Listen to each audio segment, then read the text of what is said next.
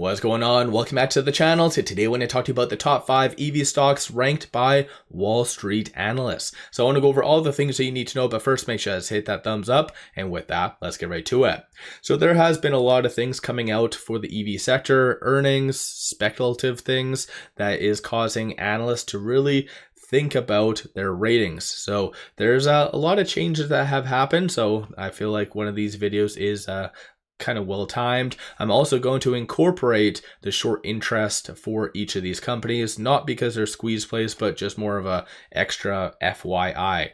Getting right to it, stock number 5 is Tesla. So last time I did one of these videos, Tesla definitely was further up there. It was not number 5. Over the last 1 year, it is up 65.86%. Over the last 5 days, though, it is down 15%.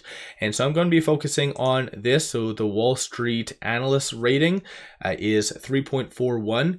And so ultimately, there is 16 strong buys, 7 buys, 14 holds, 3 sells, and 8 strong buys. Over the last 1 year, it has pretty much stayed in the hold category. Over the last, as far as the price target, $299.14, and that does represent a 1.36% upside. Then you can kind of see, just based on the price target from analysts as a consensus versus the actual price, like Tesla's definitely been up there gaining a lot of good momentum. So it's often enough been ahead of analyst ratings. So again, something to kind of keep in mind. But at the end of the day, this is ranked number 5 based on Wall Street analysts. Some people might not really like that because analysts sometimes have ulterior motives, but again, for face value, it is what it is. Tesla's short interest is 3.04%. Shorts, surprisingly, have started to increase ever since March. So obviously political aspects coming from Elon could be attributing factors, but nonetheless, you do see cost to borrow minimum being negative. So negative 0.41%. So nothing overly crazy because that's an annual rate, but that does mean that there is brokers out there physically paying people to short Tesla. So kind of sketchy behind the scenes. But moving on, you have Rivian as number 4, sitting at $14. Over the last 1 year, it is up 19.25%, and then over the last 5 days, down 3.01. But Wall Street score is 3.48, so slightly higher than Tesla. You do have 7 strong buys, 3 buys, 16 holds, and then 3 sells. Recently, or pretty much for the most part, it's been under the buy category, and lately it's kind of moved and transitioned to being a hold.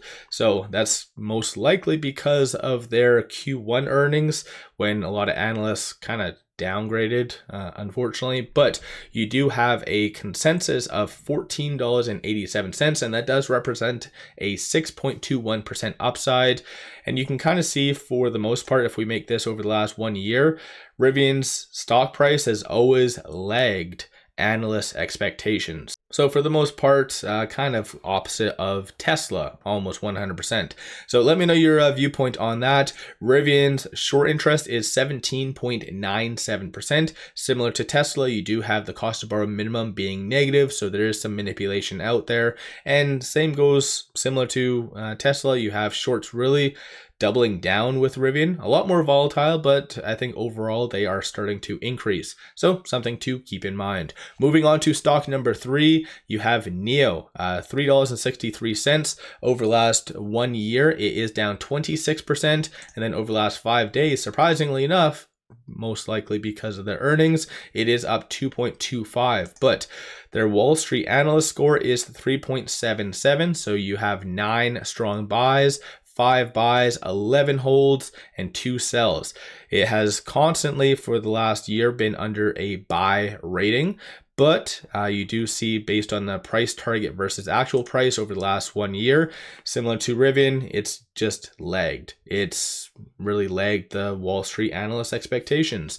But you do have the average price target, $4.82, representing a 32.78% upside. So definitely fairly interesting, and maybe one might say it is a value play, possibly. I know that might piss some people off, but it is what it is. Let me know your viewpoint on that. But moving on from here, NIO's short interest, 13.68%. of the free floats being shorted, works out to be 211.09 million shares. Similar to the other two, you have cost to borrow minimum being negative.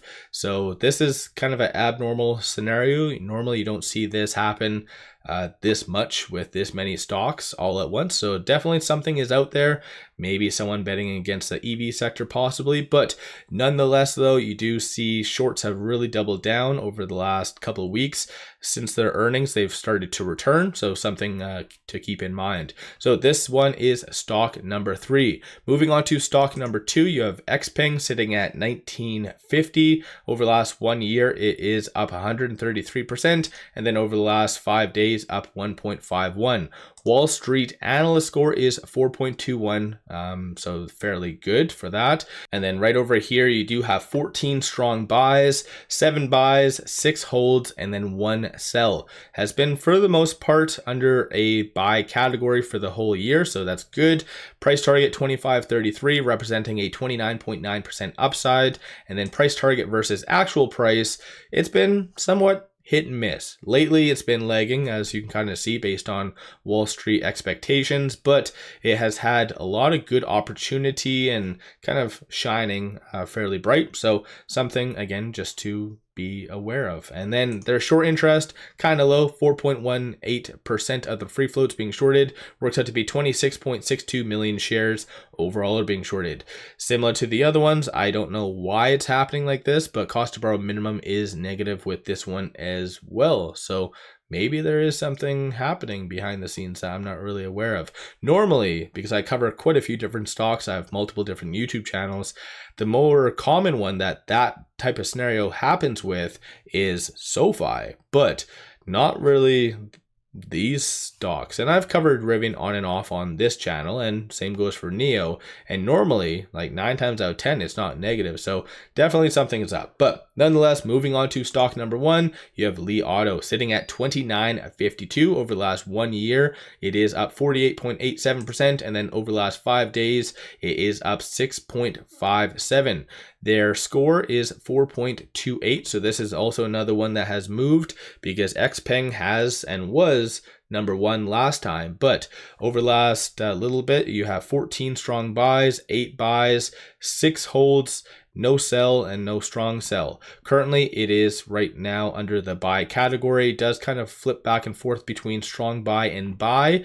3404 is that price target, representing a 15.31% upside.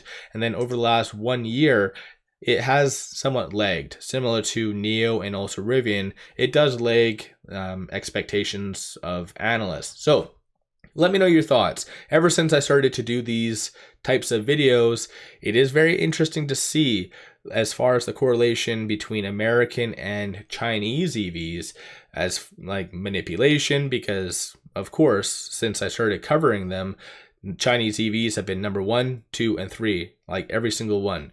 So it's definitely interesting. And at the end of the day, analysts have very high expectations, like double-digit growth upside on all of them. And when it comes down to American ones, you have like Rivian, 6%, I think it was, or whatever else. Yeah, 6.21%. And then Tesla, it is same thing, 1.36. Many other American automakers are the same thing, just like single-digit growth. So yeah, I don't know. What's your viewpoint? Do you think that this is accurate? Do you think analysts are just completely wrong? What's your general thoughts on all that? One final thing, pop over to my Patreon. I do give buy signals on stocks, options, crypto, many of which been absolutely on point. Definitely worthwhile to pop over there and take a look. With all that said, appreciate all of you watching.